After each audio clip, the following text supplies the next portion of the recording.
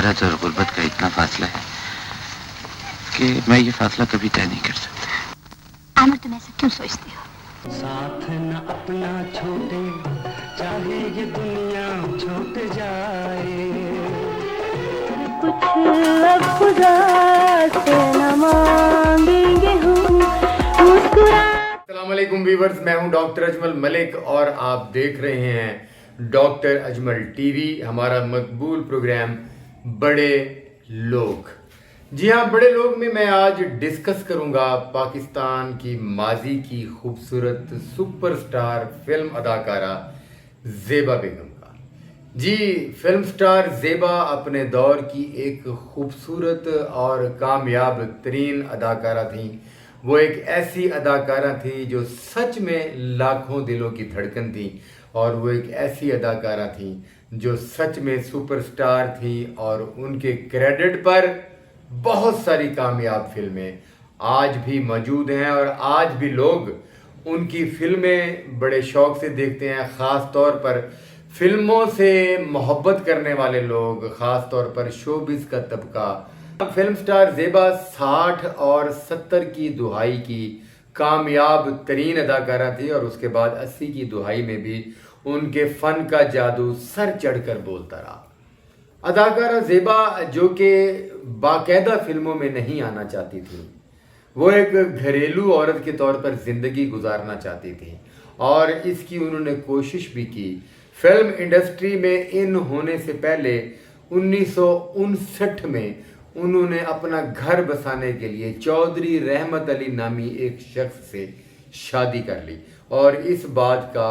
Film industry سمیت ان کے چاہنے والوں کو بہت سارے لوگ ایسے ہیں علم نہیں ہے۔ چودھری رحمت علی سے ان کی شادی نہ نبھ سکی، ذہن نہ مل سکے، طبیعت نہ مل سکی۔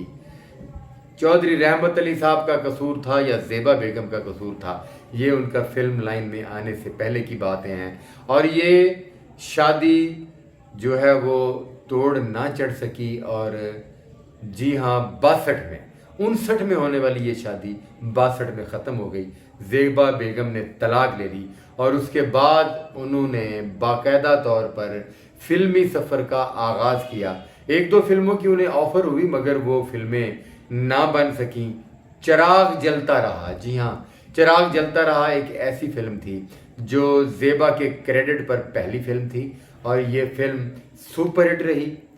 اداکار محمد علی جو پاکستان فلم انڈسٹری کے لمبے قد کے اپنی منفرد اداکاری کی بدولت اور اپنی جذباتی اداکاری کے بدولت اور اپنی خوبصورت بھرائی ہوئی آواز کی بدولت ان کی ایک پہچان بن چکی تھی، اور ان کا روب تھا، ان کا دبدبا تھا، ان کی پرسنالٹی اور شخصیت اس قسم کی ہوتی تھی کہ بڑے بڑے اداکار، بڑے بڑے پروڈیوسرز، بڑے بڑے ڈائریکٹرز ان کے سامنے دب جایا کرتے تھے۔ پہلی فلم زیبا بیگم کی چراغ جلتا رہا، اور ہیرو بھی محمد علی تھے، اور محمد علی خاموشی سے زیبا کی محبت میں گرفتار ہو گئے۔ محمد علی زیبا کو چاہنے لگے، اور زیبا ایک سمجھدار ترین خاتون تھیں، اور وہ بھانپ چکی تھیں کہ محمد علی انہیں پسند کرتے ہیں، اور محمد علی کے دل میں ان کے لیے ایک نرم گوشہ ہے۔ مگر زیبا ایک شرارتی سی لڑکی تھی۔ زیبا آج کل ہمارے شوبز کی دنیا میں لفظ استعمال ہوتا ہے چیزا، کہ فلانا بڑا چیزے باز ہے، اور فلانا بڑا جو ہے وہ چیزے کرتا ہے۔ تو اسی طرح زیبا بیگم بھی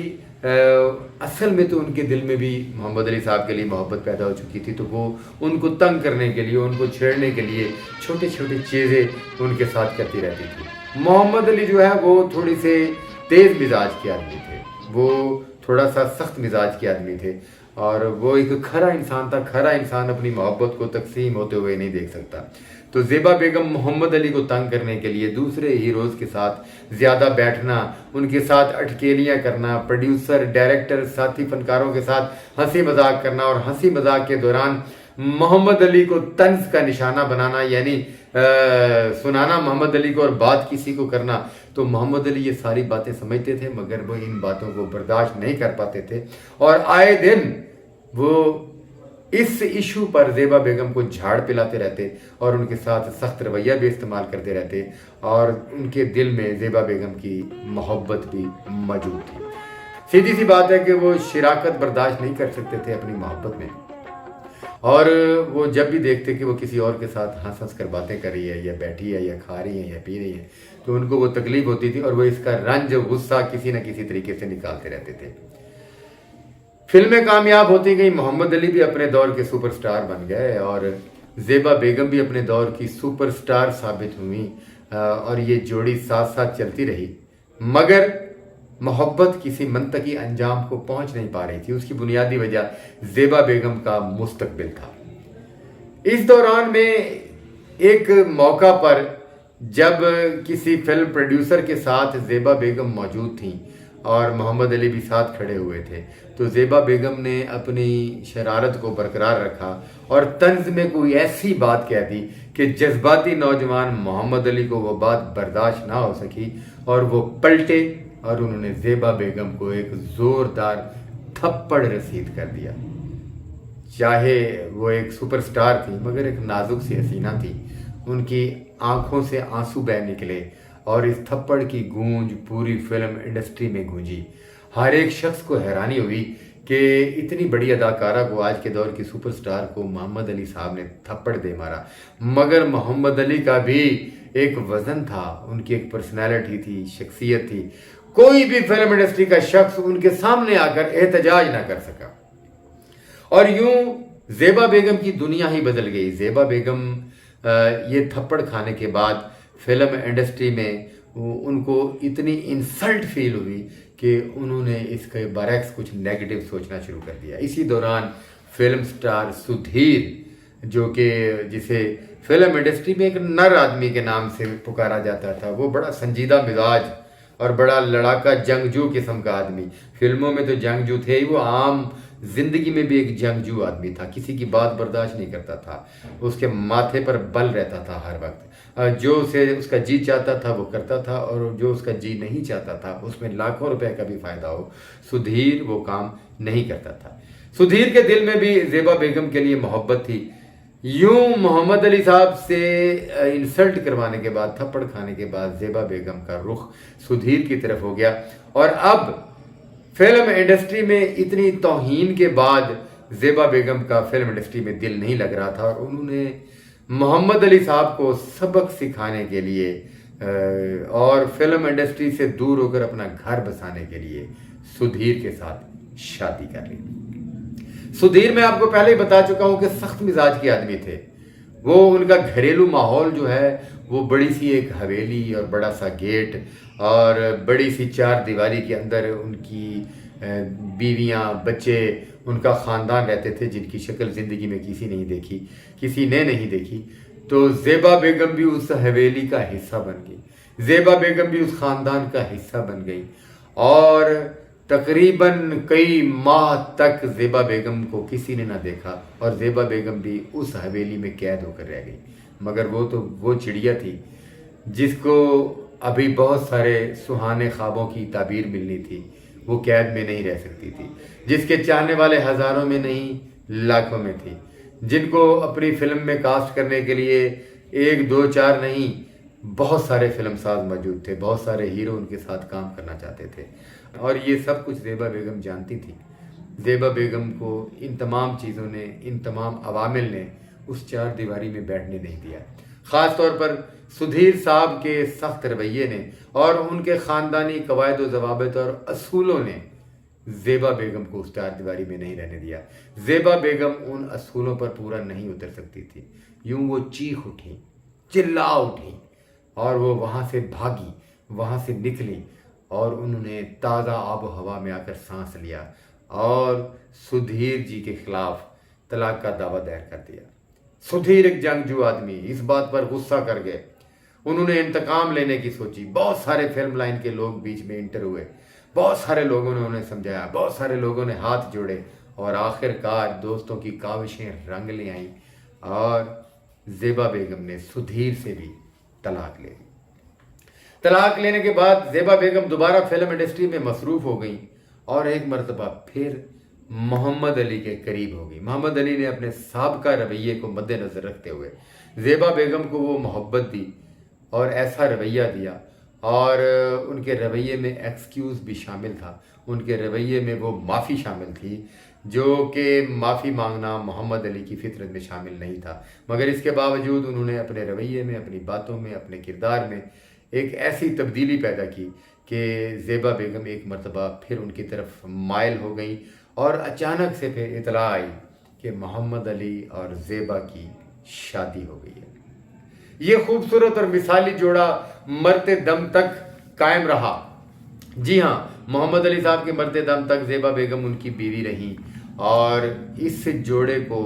دنیا بھر میں عزت و تکریم کی نگاہ سے دیکھا گیا، بہترین فلم سٹارز کی حیثیت سے، پاکستان فلم انڈسٹری کے سپر سٹارز کی حیثیت سے، پاکستانی فلموں میں لاجواب اور ناقابل فراموش کردار ادا کرنے کے حوالے سے، ایک خوبصورت میاں بیوی کے رشتے کے حوالے سے ان کی خدمات کو ہمیشہ سراہا گیا۔ شادی تو ہو گئی، مگر کہتے ہیں نا کہ بڑے پرابلم ہوتے ہیں کہ جب فلمی جوڑا آپس میں شادی کر لے اور پھر فلم انڈسٹری میں بھی رہے، اور ایسا ہی ہوا۔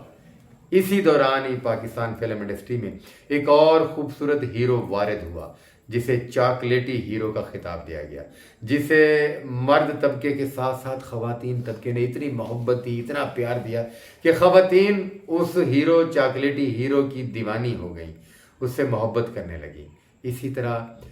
وحید مراد کا بھی ایک سٹائل تھا کہ وہ اپنی ہیروئن کے اتنے کلوز ہو کر کام کرتے تھے کہ دیکھنے والے یہ سوچنے پر مجبور ہو جاتے تھے کہ وحید مراد اور یہ ہیروئن سچ میں ایک دوسرے کے دیوانے ہو کر ایک دوسرے کی محبت میں شامل ہو گئے ہیں۔ جب زیبا بیگم نے وحید مراد کے ساتھ فلموں میں ہیروئن کا کردار ادا کیا، کیونکہ سب جانتے ہیں کہ وحید مراد کے باپ کا ایک فلم پروڈکشن دفتر تھا اور وہ اس ادارے کے زیر سایہ فلمیں پروڈیوس کرتے تھے۔ وحید مراد بھی ایز پروڈیوسر آئے اور انہیں فلمی ہیرو بننے کا مشورہ بھی زیبا بیگم نے دیا، اور جب زیبا بیگم نے ان کے ساتھ فلمیں کی ایک اچھے دوست کی حیثیت سے تو وہ بہت قریب ہو گیا، اور یہ قربت بھی محمد علی جیسے غصہ آور انسان کو نہ بھائی، اور اس طرح زیبا بیگم اور محمد علی کے درمیان وحید مراد کی وجہ سے اکثر اختلافات رہنے لگے، اور ایک دو مرتبہ وحید مراد اور محمد علی کے درمیان زیبا بیگم کی وجہ سے سخت جملوں کا تبادلہ بھی ہوا۔ فلم انڈسٹری والوں نے بھی اس بات کو محسوس کیا کہ محمد علی زیبا کی وجہ سے وحید مراد کو بالکل اچھا نہیں سمجھتے، اور آخر وہ وقت آ گیا جب محمد علی نے زیبا بیگم کو وحید مراد کے ساتھ فلمیں کرنے سے منع کر دیا، اور زیبا بیگم نے اپنا گھر بچانے کے لیے وحید مراد کے ساتھ نہ چاہتے ہوئے بھی فلمیں کرنے سے انکار کر دیا، اور اس کا نتیجہ یہ نکلا کہ وحید مراد اس دور کے سپر ہٹ ہیرو تھے، اور جب زیبا بیگم نے وحید مراد کے ساتھ فلموں میں کام کرنے سے انکار کر دیا تو بہت سارے فلموں نے وحید مراد کو تو کاسٹ کرنا نہیں چھوڑا، البتہ زیبا بیگم کی فلموں میں کمی آ گئی اور وحید مراد کے ساتھ دوسری ہیروئنوں کو کاسٹ کیا جانے لگا۔ اس کے باوجود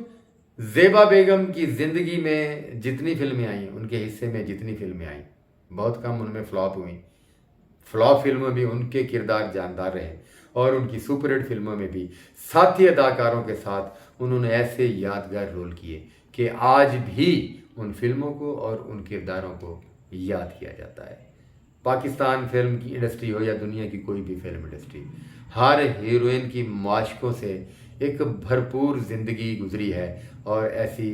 کئی مثالیں کتابوں کی صورت میں، میگزینوں کی صورت میں، اخباروں کی کہانیوں کی صورت میں یہاں موجود ہیں۔ اور اس طرح محمد علی ایک